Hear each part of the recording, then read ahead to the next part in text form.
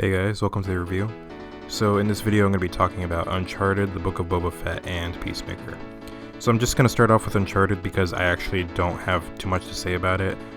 Starting off with my background, I'm someone who got into the Uncharted game late in the game. I got the Nathan Drake collection on PS4 and I played all of that I want to say 3 years ago now. And I played that with Thief's End, and all those games are spectacular. They're really great. They sort of blend in together in my memory. I do want to play them again, but my PlayStation is not currently working, so we'll have to figure that out. I do like the games a lot. You know, it's obviously very Indiana Jones adventure, and it's sort of fun, and I think that it's got an identity in itself separate from Indiana Jones. Obviously one of the things that it takes place in modern day, where Indiana Jones primarily takes place in the 30s. And then the movie was being made, and they announced Tom Holland as Nathan Drake and Mark Wahlberg as Sully. And I remember there was this post, and it was first images of Mark Wahlberg as Sully in Uncharted, and I was like, okay, cool. I swipe, and it's literally just a picture of Mark Wahlberg. They look nothing like the characters. In the trailer we see Mark Wahlberg, Sully gets his mustache eventually and his cigar, but that's not a thing, and it looks like they're focusing on sort of younger versions of the characters. Obviously this isn't canon to the games, because in the third game we see how Sully and Nathan met, and it's not like this. Sully was a lot older and Nathan was a lot younger. But overall, I do think that the movie is fine. I think a lot of fans of the game are hating on it, and I understand, because the storytelling in the games is very good, and you could have probably cast better fits for the roles, not just Nathan Drake. Chloe's pretty well cast. She's very close, I would say. But yeah, as for the other two, it feels like they were just trying to put celebrities in the roles. But that being said, I do think that the dynamic of both of the characters feels a lot like what Nathan and Sully do feel like in the game. I really didn't have much of a problem with it. And when going into the movie, I knew it was going to be different, so I was like, alright, separate yourself from your love from the game, just see if this is a movie you would enjoy, especially because, for example, someone like my dad has never played the games. So I was going in alright, pretend you're someone who's never played the games and just see if this works as an Indiana Jones style movie. And it sort of hits the typical beats of this sort of adventure film without doing too much that's special, but it still rides the line fine, I think. It's a fine movie. It's not spectacular, and it's not terrible. But as I mentioned earlier, Chloe's in the film from the games, and I thought that she was a lot of fun, and it's sort of interesting because she's introduced in the second Uncharted game, and there's an implied romantic history between herself and Nathan. And with this, you sort of get to see, obviously it's not canon, but how those two characters would have met. And it's interesting to see that separately from, to not have Nathan's on-again, off-again eventual wife, Amelia, in the game, in the film, is interesting, and it's cool to see sort of his dynamic with Chloe. And I hope that they build that in future sequels and eventually throw Amelia into the mix. I think that'd be really great. So the basic plot of the movie is that there's some gold that Antonio Banderas' character believes he has the birthright to, and then basically, our protagonists are also just trying to get that gold. It's your typical Indiana Jones. Two people are going after the same treasure. Who's gonna get there first? And yeah, it's not, again, like I said, it's not overtly complicated. He as a character isn't that deep, but at the same time, he does feel like an Uncharted character. He's not based off of any characters from the games, but he does feel like an Uncharted villain. And then he's also got a henchman who has sort of a personal stake with Nathan. And then it's interesting because at the beginning of the fourth game, we learn about Nathan's brother and all this stuff, and they actually put that at the beginning of this film. So seeing all of these elements of Nathan's past put in sort of a chronological order is really interesting. Again, I do think a better version of this movie could have been made. There was a fan film from 2018 with Nathan Fillion as Nathan Drake, and it's so good. That's more of what I wanted from the movie, and I would have loved for William Hurt to play Sully. I think that would have been really great. Also, the movie kind of does this thing where it sort of swaps the villains towards the end, I think that's the best way I can put it. And it didn't really work for me, just in terms of like having an emotional stake between villains. I think that instead of swapping villains, both characters that do the switch could have remained the villains, and it would be okay for Nathan to have a personal vendetta with the henchman, not necessarily the main villain, which is Antonio Banderas. Again, it's sort of hard to talk about without getting into spoilers, but I don't really plan on going into spoilers because not really a lot happens. And it's sort of what you expect from adventure movies happens in this movie. In a lot of adventure movies, there's the character has to pick between the gold and his best friend. Which one's he gonna pick? Like Treasure Planet and all that kind of stuff. So yeah, it's sort of by the numbers, and I feel like it does a bit too much of the, now we gotta do this, now we gotta do that, now we gotta do this. Indiana Jones always did like 4 things. Obviously booby trap to booby trap is a different thing, but it felt like they were like, we gotta have another booby trap in this scene and in this scene and that scene. But with Indiana Jones, it was cool because it was fewer things and it felt like you were figuring them out with Indiana Jones. Whereas in this, it's like, I would have never known that because I'm not Nathan Drake. I don't know how to do all this cool stuff. And a big element of the games is discovering this stuff on your own and doing the puzzles. The games are basically half puzzles, half shooting people. And it feels like your involvement in the story is sort of gone when the story is just like, this is why this can happen, because back in 1482, this guy left this like little scroll and now I can use it to open this door, that kind of stuff. Also, there's a very weird Indiana Jones reference.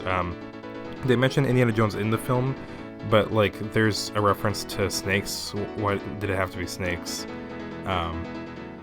And it's very bizarre. My brother and I looked at each other like, what? That was weird. Yeah, so again, the movie's fine. Those are my thoughts on Uncharted. Moving on to the Book of Boba Fett. So the Book of Boba Fett came out. I watched it week to week, as always, and it's all right. It started off okay. There was sort of a frustration among fans that I agree with, that every time I went back to the flashbacks with the Tusken Raiders, it was very slow, and it was like, man, I just want to see like what's gonna happen moving on forward. And the episodes down the line don't really work. By the way, spoilers for this. So I guess I'm just gonna go character by character because that's usually the best way for me to cover everything, and then towards the end I'll talk about the structure of the season. So Boba Fett, played by Tamora Morrison. Tamora Morrison's okay, but when they announced the show, I wasn't sure he could carry it. He can on some level, but I don't think he's the strongest actor, which makes it a bit tricky. And again, I'll go into sort of like the structure and the sort of conception of the show when I get towards the end. But I do think that the show is made in a way that it doesn't really benefit Tamora Morrison's acting, I guess. So then there's Fennec, played by Ming-Na Wen. Fennec is just kind of cool. She doesn't do a lot. I know a lot of people are really big fans of her. I mean, yeah, she is very cool, but in terms of personality, she's just kind of stoic and like says cool stuff. But yeah, Fennec's fine. It's cool that she's paired with Boba in this show. Then there was the reveal that got the biggest cheer out of me. I wish it was recorded because I was like screaming and clapping. Black Chrysanthemum, the Wookiee. If you don't know, I'm a reader of the Star Wars canon material. For a long time, I was reading everything, but a few years ago, I was like, man, this is so many fucking books. So I just stuck to the comics. I'm all caught up on the comics. Not the individual issues, but I collect the collections when they come out every few months. So I'm caught up on all of those. And yeah, Black Chrysanthemum's a character that showed up in the Dr. Aphra comic primarily, but he was first introduced in Darth Vader. And whenever they bring in canon characters, it's always super exciting because you know that there's an acknowledgement of the fans that actually put in the effort to learn more about the world. And then for those that don't, it's fine because it's just like a cool Wookiee bounty hunter. They don't need to know much about him and it still works. So then the other very cool reveal that was my number one prediction of the show essentially was that Cad Bane was going to show up. Cad Bane shows up and it's very cool. It's a little weird that he's voiced by the same voice actor, not for Cad Bane's sake, but I always think back to Ashley Eckstein as Ahsoka, and how, I don't know, it just kind of sucks that she's not voicing Ahsoka. Rosario Dawson's great, but I think she could have played her. So it's weird that some characters are still voiced by the voice actors from the animated shows, but some are, and I don't know, it's all kind of a mess. But yeah, Cad Bane in the show is really great, very intimidating. He could have been in it longer, and I think he shouldn't have died. I think it would have been cool to sort of have him as a henchman, maybe even to like Moff Gideon or something, down the line, maybe Thrawn. But yeah, having Cad Bane on the show was really great. That was my number one prediction, and it came true. I was very happy. Speaking of fan service, we're gonna move on to the sections of the Book of Boba Fett that are not about Boba Fett, which are the very excellent Mandalorian episode. It's Book of Boba Fett, but the one about the Mandalorian, directed by Bryce Dallas Howard, and its follow-up episode where Boba Fett has no lines. And those are basically Mandalorian episodes. Luke shows up, we see Grogu on the planet where Luke is starting the new Jedi Temple. Luke, it looks great. He looked really creepy at the end of Mandalorian Season 2, and I felt like it was very clear. My prediction when Mando said he was going to go visit Grogu, my prediction was like, okay, next episode they're just going to show off how amazing their new Luke looks after all the criticism he got in Mando Season 2. And that's what we got, because he's in the episode a lot. His voice is a collection of just Mark Hamill recordings from the 70s and 80s in interviews and the films, and they basically create his dialogue with that. It's not a voice actor, it's not a real voice. Very creepy. But yeah, it's like, it looks really cool. And then you've got the whole thing with like Grogu picking between the Mandalorian side and the Jedi side. You have Mando getting the N1, going through Beggar's Canyon, and we see where that pod race happens from Phantom Menace. It was all really cool. The only thing I don't like is Peli saying that stupid line about how she used to date a Jawa. That was dumb. Also, Mando saying wizard was lame. We also saw Cobb Vanth again, and Timothy Olyphant is like the sexiest man alive. He's got great hair, perfect stubble. He gets shot by Cad Bane, and I was really scared that he died, but it looked like he got winged. And then in the finale, they're like, they shot the sheriff in cold blood, and it's like, I'm sorry about him, and whatever. And he's just alive in the after credits. I'm like, why would you write the dialogue like that?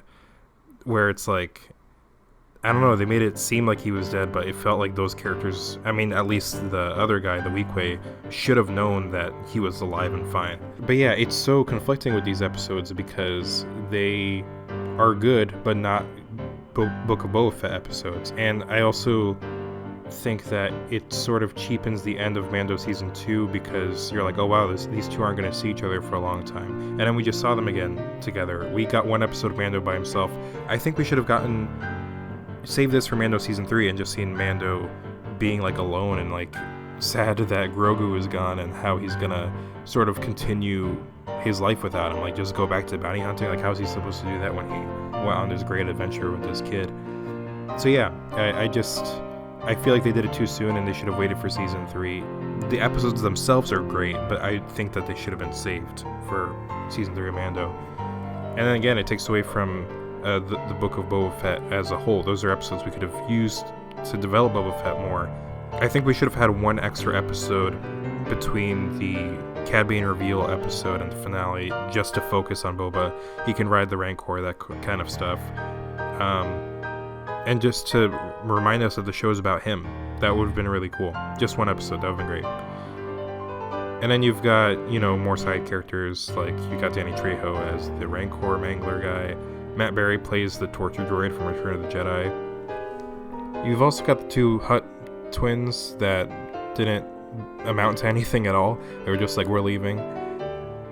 And you've got the mods. Not a fan of the mods. They're very, very Robert Rodriguez. They're inspired by mods from like the 80s, I want to say. I was talking to my dad about it. But yeah, they like had like Vespas like that, but they just, I don't know, it just looked really out of place and really weird. The chase was slow. They just felt so Robert Rodriguez to me in the look, and also just like, the fact that they were like doing their modifications and whatever. And then there was that like weird guy who my brother said is a bassist who was like fixing them up and all that. And he was fixing up Cobb Vanth at the end. I really hope they don't go too crazy with that. I hope he's mainly a regular dude. And yeah, this is sort of where I'm going to go into the flashback episodes, because I didn't really like them that much. They're sort of connecting the Tusken Raider stuff to the Pikes and whatever. I don't think the Pikes in general were good villains for the season. I think there should have been someone that was really the figurehead. My brother and I were championing for Kira, but with what's happening in the comic books right now, that doesn't seem very likely that she would still be alive. And yeah, there was just the one episode I really didn't like was the one where him and Boba and Fennec get the Slave One back and they drop the seismic charge in the Sarlacc pit, just because literally everything we saw in the episode was information we already knew and we didn't need to see. There's absolutely nothing in that episode that was new information, and it just, I don't know, it was just a little bit weird. Also, someone brought up that it's weird that the Sarlacc pit can hold the Slave One in place, but like Lando is like easily, I mean, he's like very slowly going down the pit. It just, makes you question the consistency of like the strength of the Sarlacc. And yeah, it felt pretty obvious that the Pikes had killed the Tusken Raiders. I think it would have been more personal if Cad Bane had done it. I don't know why they didn't go with that. And then there's the finale, which I thought was alright. I didn't love it. I didn't hate it. I think they mostly did a good job giving Boba the spotlight again. But again, I do think there should have been one episode before the finale. People were talking about the scale of the show and how it felt kind of small. Of the finale, I mean. And I do agree with it to an extent. It's interesting that they remade Mos Espa to look more like a city, because when we see it in Phantom Menace, it doesn't look like that at all. I guess it's like a different area of Mos Espa. But I do think they made it more like a city for the finale. Seeing Boba on the Rancor was cool. Them flying around and stuff was great. People were complaining that the characters were like doing too many spins and stuff like that. I didn't even notice. That's funny. I don't get why Boba didn't just fly the Slave One into the city to take out the droids of the shields. In Star Wars, we've seen that stuff with weaponry with stronger cannons can break through. And then there's the argument that, well, he would just destroy the city, but he was destroying the city anyway with the Rancor, so you might as well just bring in the Slave One. And then Fennec killing the Ithorian mayor and the Pike guy was pretty violent. When she hung up the Ithorian, I was pretty shocked. So yeah, but overall, it was just fine. I heard someone like describe this as just being content, just being like, here's your Star Wars, and yeah, I kind of feel like that. I would have much rather had a third season of Mandalorian, because it feels like there's more effort in it. And again, with the going into the structure of the sort of conception of the show, it's weird because it feels like they were writing a Boba Fett show, like Favreau was writing a Boba Fett show, and then he got bored and wrote Mandalorian stuff, and then went back to Boba Fett. But I feel like if you as the writer realized that you got bored writing the show, you should say to yourself, you know what, maybe I shouldn't make this show. And I don't know if like maybe it was like pressure from Disney or something, but obviously all of these scripts had to be approved before the show got made. So it's weird that they were like, oh yeah, this is good. We've got 4 episodes of Boba Fett, 2 episodes of Mandalorian, 1 episode of Boba Fett. It's just so bizarre. I don't know why they did that. I think they should have just been like, you know what, it's very clear we completely lose focus from Boba Fett. Let's just not make this show. But they wanted to, because it's Disney. So moving on to Peacemaker. I love Peacemaker with all my heart. I watched the first 3 episodes actually a day late because I thought they were airing on Fridays. So I saw Thursday, like people were talking about it. I'm like, wait, it came out? Like I thought it wasn't until tomorrow. So yeah, I fell in love with the show from the beginning. It's so good. And this, in my Suicide Squad review, I talk about how it's good, but it's not great, and that James Gunn's character work has been better.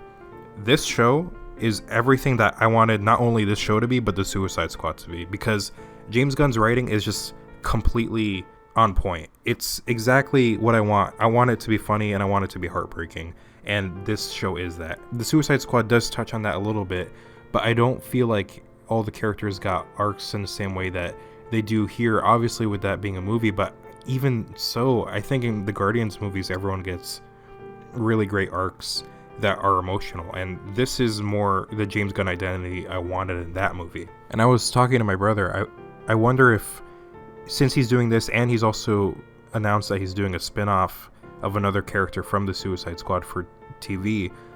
I wonder if these shows will retroactively make the Suicide Squad better, because the characters will have time to develop in their own TV shows, and then when we see them in the next movie, we'll be more familiar with them and it'll feel more right. I love this show so much. It feels like a combination of James Gunn's early work with Super, and it feels like Ash vs. Evil Dead. So if you like those, you're gonna love this show. It's so good. It's violent, it's gross, it's sexual, people are swearing. It's everything you could want from a James Gunn show. He said they let him do anything he wanted. He directed 6 of the 8 episodes, but he wrote every single one, and he was talking about how he did it in quarantine just because he was bored and he didn't really think much of it. But then they were like, hey, you want to do something? And he's like, boom, I wrote this 8-episode TV show, let's do this. And it's spectacular. James Gunn's the kind of guy that makes me want to write scripts. It's so inspiring, really. So I'm going to go character by character, like I did with Boba Fett. Peacemaker's great. John Cena as Peacemaker is spectacular. And I feel like he sort of gets more of his own voice in this show. I remember watching the Suicide Squad and seeing he was alive at the end, and then realizing that the show that they had already announced before the film came out was going to be a sequel. And I was a little disappointed, not at the idea of the show, but just that Peacemaker as a character was alive, because he seems so vile for even considering to like kill Ratcatcher to keep the information secret. But this show overall just like makes him feel like a very real person. And I was telling my brother about this. Up to this point, I can't believe this show did this, but when someone acts like a dick, I just dismiss them as a dick. But there's something about this show that, since I've watched it, and when I've dealt with someone that's like just being an asshole, whether it's like a customer at the store I work at or just in life, there's a new question that pops up into my head, which is, what is it in their life that's making them act this way? Or what is it about the way that they were raised that's making them act this way? James Gunn does such a good job focusing on not just Peacemaker, but all the characters on this show, and digging really deep past all of the shit and the muck of their personalities and finding the humanity in them. And James Gunn was talking about how all of his shows are really about childhood trauma, and that's very evident here. I think a lot of his work is just about finding the beauty in people that seem to have none, and I think that's just so fascinating, and I think very self-reflective. So moving on to Vigilante, played by Freddie Stroma. I was so shocked that this guy was British. His American accent is so good. There's some actors, even like great Shakespearean actors like Cumberbatch, where you hear their American accents and it's like, yeah, I'm an American person, and it's like, no, you're not. Like, they're going so hard into the way we pronounce our words that it just sounds off, and Freddie Stroma's accent is so great, and I love Vigilante as a character. James Gunn said that with Vigilante, he's the only one that doesn't really change, which I kind of disagree with, because I feel like there's a very significant point in an episode where he does. But before I get to that, his constant stupidity is so great. There's some jokes in the show, specifically Vigilante jokes, that if written on paper I'd be like, that's not really funny, like I'd take that out. But there's just something about Vigilante saying the jokes and the way that the jokes are written that it's so stupid and unfunny that it comes back around to be hilarious again. And like I didn't mention this at the start, but when the trailers for this movie, for the show came out, my brother and I were like, this doesn't look very funny, and then like it's hilarious. It just felt like a compilation of like really weird, out of place jokes that on their own weren't funny, but in context are great. I think like when I write stuff, specifically comedy, I try so hard to be clever, and I think it succeeds, but there's part of me that forgets to just like be stupid sometimes, because sometimes comedy just works so well, just like very matter of fact and very simple and very just dumb to the point where it's funny again. And I think Vigilante, just as a character, he reminded me the most of a character from Super. He felt like Rainn Wilson's character, Crimson Bolt. So yeah, he's really great, and he's a psychopath, and it's so fun to watch him and Peacemaker have their banter. Yeah, Freddie Stroma was great in the role. As for that moment I was talking about, I think that Vigilante goes through the slightest bit of change, where throughout the entire first, half of the show, he is very about his secret identity and protecting, his alter ego, Adrian Chase. And I think when he goes into the prison to kill Augie Smith, and then he comes out and gets picked up by Harcourt, it's just him. He's not wearing his suit, and then he says, "My name's Adrian," and then he says, "I think I might have made things worse." James Gunn says that that Vigilante doesn't go through any change, but I would disagree, because I think in that moment he is not hiding behind the mask, and he's completely admitting that this is his fault and he's responsible for this mistake. Of course, later in the show, he basically acts how he does for the rest of it, but I do think that shows a slightest bit of change within Vigilante. Then there's Adebayo, who is the daughter of Amanda Waller. Again, spoilers for this show. I mean, we find that out pretty early. But yeah, she's really fun, and again, it's one of those things where it's like, I don't know if this character is going to work, and then she just does somehow.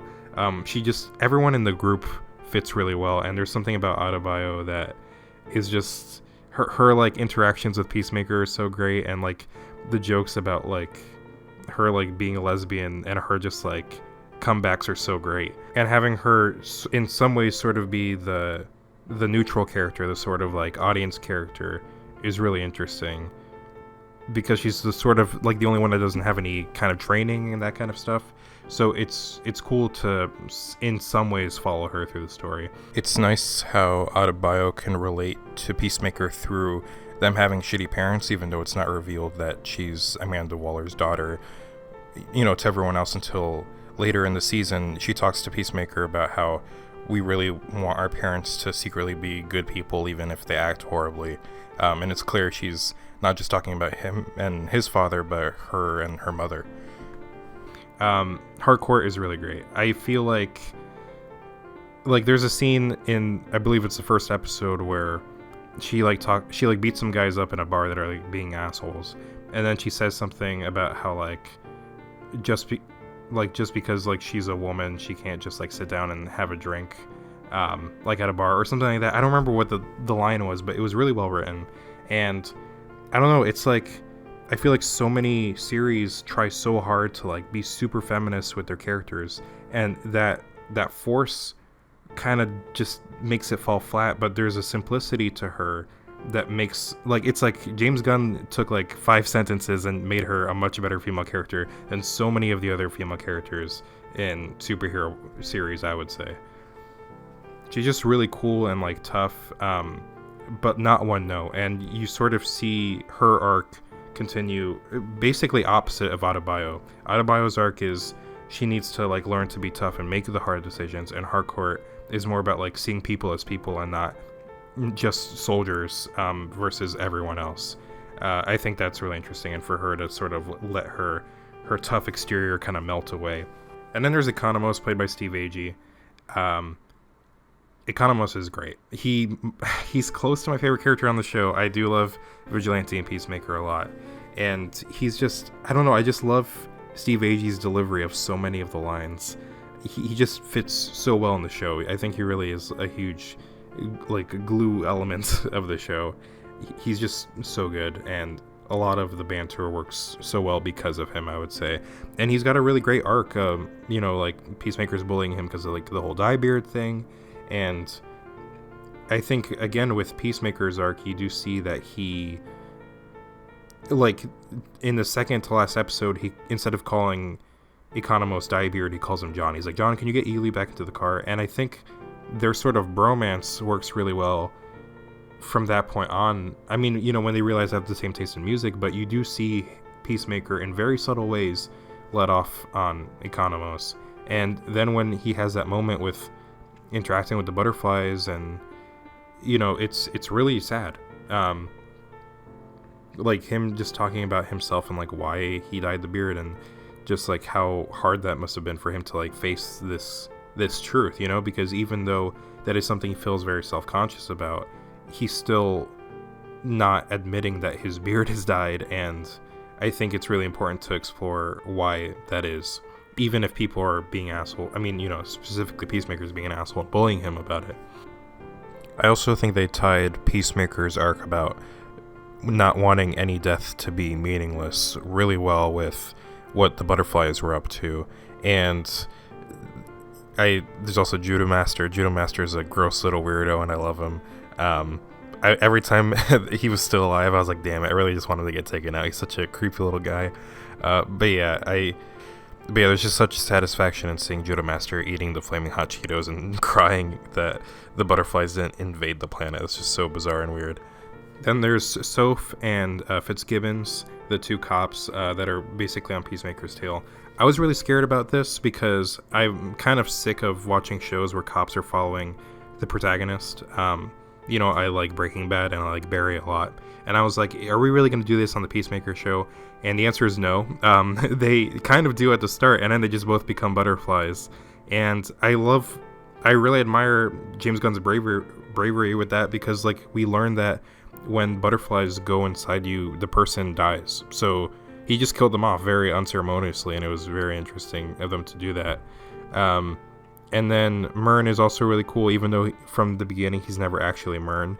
And I was talking to my brother. There's a part where Economos does like the two thumbs, this guy with two thumbs thing, but he like does it wrong, and Myrn's like, that's not how it works. And it's funnier in a hindsight when you know that Myrn is an alien and he somehow understands that more than Economos does, who is a human from Earth. So yeah, that was great. And then there's Augie / the White Dragon, who is Peacemaker's father, and he's a racist Nazi piece of shit. If one of the best ways to make your character who is an asshole more sympathetic is to bring out a bigger asshole, and they did it. Augie's the worst. James Gunn said he's probably the worst character he's ever written, like in terms of just how evil he is. And you really don't have a lot of sympathy towards him. It's you can find that in Peacemaker, and I think him being so evil makes it easier for you to empathize with Peacemaker. But yeah, like he's just the worst, and it's so satisfying when he gets shot in the head. But then of course Peacemaker kind of hallucinates him later in the show after killing him. By the way, very, I would say, classy inclusion and reference that Peacemaker is bisexual, which I think is very interesting and changes the whole dynamic, because you see Peacemaker and you're like, oh, this guy's probably like a super like right-wing nut job who's like, sex is sacred, is between a man and a woman, and it's like, nope, like he's just bisexual. And James Gunn brought up before that episode aired that he, like, because of his interaction with Autobio, you see he really doesn't give a shit like who you get into bed with at night. And now we have more of an understanding why, because he also likes men, and it's interesting that and awful that his dad had to find out, and he had to live with that kind of very homophobic parent that wouldn't accept him for that part of him. Obviously also Augie's racist, and he didn't like that Peacemaker slept with women that weren't white. So yeah, that comes into his whole monologue there too. I love the suit. I wasn't expecting to have like lasers and stuff, but it should have made sense, because earlier we see, like his weird like pocket dimension arsenal or whatever with all the Peacemaker helmets and stuff like that. Robert Patrick's really good in the role. I felt so stupid for not recognizing him at the start, and then I saw his name. I'm like, oh my god, that's the T-1000 from Terminator 2. So yeah, like he's really good in the role. I also can't not bring up the intro of the show. It's so catchy. It's so fun to watch. I've seen it so many times, and I listen to it all the time now. I'm still not tired of it. It's so good, and it's part of the reason why I miss watching this show week to week. It's great. Also, the issue in the finale with all of the helmets going away, it was just so great. Autobio flying into the butterfly larva, monsters versus aliens, insectosaurus looking thing, was so funny, and it was just really great. There was a nice visual Invasion of the Body Snatchers reference. That shootout was also really cool when Peacemaker is just like, let's go kill a cow. I was like, that sounds like something he would say before the theme song, and then the theme song played. It was just perfect. And then it like gets all warbled and weird and stuff. When Harcourt and Vigilante get shot, I thought Harcourt was dead. She was not in great condition. So yeah, I just love that. Also, seeing the Justice League was great. James Gunn talked about how he did not allow the last episode to get out, and immediately my little radar came off, and I was like, is there going to be a cameo in this show? and it was almost the entire Justice League. It's really weird because obviously they got Ezra Miller and they got Jason Momoa, but we see Wonder Woman and Superman in silhouette, and we don't see Cyborg or Batman silhouettes. And it was just weird because, like, obviously the state of what they're going to do with those characters is unknown, because there was, some Ray Fisher controversy, even though he's completely right. And Ben Affleck doesn't want to play Batman anymore. He's going to be in The Flash, but it seems like that'll be it. And it's just, I don't know why they couldn't just give us their silhouettes. Like, even if they're not going to appear in future movies, they could have had silhouettes for them in this show. So, yeah, I don't know. It was just weird. But, yeah, Peacemaker walking past them and saying all that stuff about Aquaman fucking fish, which James Gunn has, it was obvious, but James Gunn confirmed none of that's true. Superman does not have a poop fetish. Wonder Woman wasn't eye fucking him from across the room. Flash, maybe he is an obnoxious prick or whatever he called him, but yeah, the Justice League introduction was just so funny. And moving on to the end of the show, the ending of this show is so beautiful, and it feels like the ending of Guardians 1 and 2 it's so sweet, and it feels like it just perfectly wrapped up, and it was just so satisfying. The song choice, the montage, it was just all so good. The little hint of evil there at the end with Peacemaker seeing Augie. It was just, this show was everything I wanted, and there's not a single thing I would change about it. Some jokes don't work, so I guess maybe. But even that, there's still something so, like, generally hilarious and beautiful and horrifying about this show. That it just is so good, and I could only dream of making a show an eighth as good as this show is. So if you don't remember, at the end of my review of the Suicide Squad, I sort of talked about how much James Gunn means to me as an artist, just as a person, as a director, as a writer, and it's sort of perfect that this show and his previous piece, The Suicide Squad, was sort of sandwiched around this portion of my life, just because when The Suicide Squad came out, I in the review I talk about how, like, I didn't really have a social life, I didn't make any friends on my campus, and how, like, hard that was for me, and how I was genuinely scared to come back to school after so many different disappointments, in very different aspects of my life, a lot of them socially. And now here we are, Peacemaker just ended. Another show, like another James Gunn product that I would say is about finding your people and finding the humanity in yourself, and learning to like yourself and not think you're like a piece of shit. Yeah, and if you are a piece of shit, changing yourself. And there's just something so beautiful and cathartic to me personally that when the Suicide Squad came out, I was just like completely friendless and alone and very scared to go back to college and failing socially again. And then this show comes out, and now that this show's out, I have literally everything I could ever want socially. If not everything, very close in terms of friendships. I started my job at the bookstore in August when the Suicide Squad came out, and I made so many friends there, and there's so many people on campus that are, that I'm friends with. I started a comedy club that I'm the president of, and I'm very proud of myself for that. I remember, talking to my mom, and I almost said, I'm really proud of the club, but instead I was just like, I'm really proud of myself. I like paused. I was like, I'm really proud of myself.